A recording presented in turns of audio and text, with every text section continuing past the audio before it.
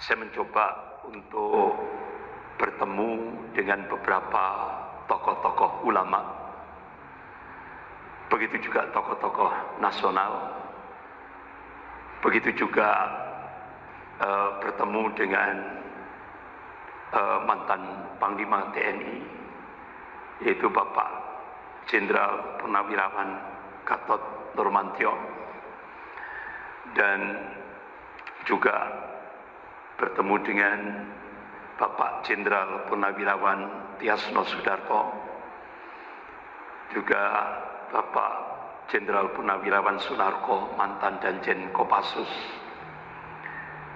juga Pak Jenderal Purnawirawan Soeharto, mantan Komandan Marinir, ada Pak Kolonel Purnawirawan Sugeng Waras, dan beberapa yang lain saya nggak hafal namanya.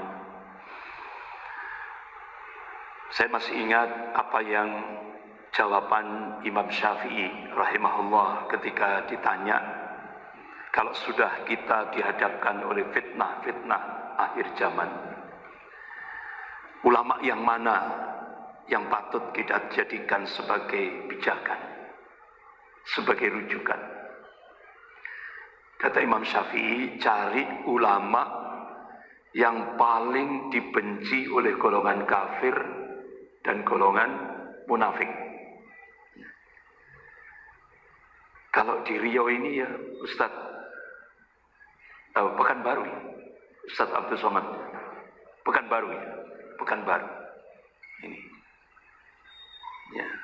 Dalam tingkat nasional ada Habib Rizik Syihab. Ini yang ulama-ulama yang paling dibenci oleh golongan kafir sama golongan munafik.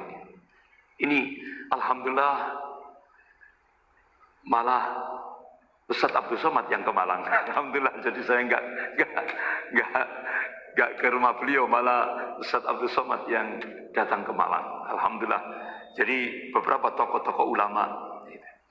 Kesimpulan dari silaturahmi saya dengan tokoh-tokoh ulama dan beberapa jenderal-jenderal purnawirawan ini tadi, ternyata Indonesia itu penguatnya itu ada dua pilar. Ada dua pilar yang menguatkan negara kesatuan Republik Indonesia. Yang pertama TNI. Yang kedua adalah umat Islam. Sempat jadi semacam pertanyaan yang sangat-sangat mendasar. Kenapa TNI diam? Ketika Indonesia sedang tidak baik-baik saja. Akhirnya saya dapat jawaban. Ini dampak daripada umat Islam buta politik. Sehingga mereka yang menguasai dan bahkan yang mengatur seluruh policy kebijakan dalam berbangsa dan bernegara. Sehingga akhirnya benar-benar dengan begitu mudah TNI dikunci dengan Undang-Undang Nomor 34 tahun 2004. TNI sudah tidak boleh lagi masuk wilayah sosmod. TNI wajib kembali ke barak. Ini.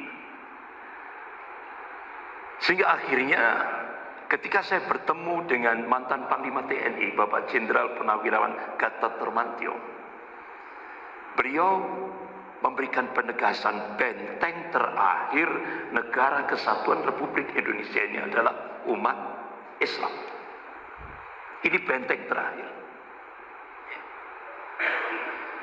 Dari silaturahmi yang saya lakukan itu, ternyata sekarang di Indonesia ini ada 3 peperangan. Nah, kita kalangan sipil ini kan tidak tahu apa perang apa. Tapi dari kalangan militer ini sudah terjadi peperangan. Nah, kita kan tenang-tenang saja. Nah, jadi ternyata perang yang pertama yaitu perang asimetris. Kalau bahasa akademiknya perang nirmiliter, non militer. Tapi daya rusaknya luar biasa. Semua lini dalam kehidupan berbangsa dan bernegara. Ini bapak-bapak, ibu-ibu yang dimuliakan Allah.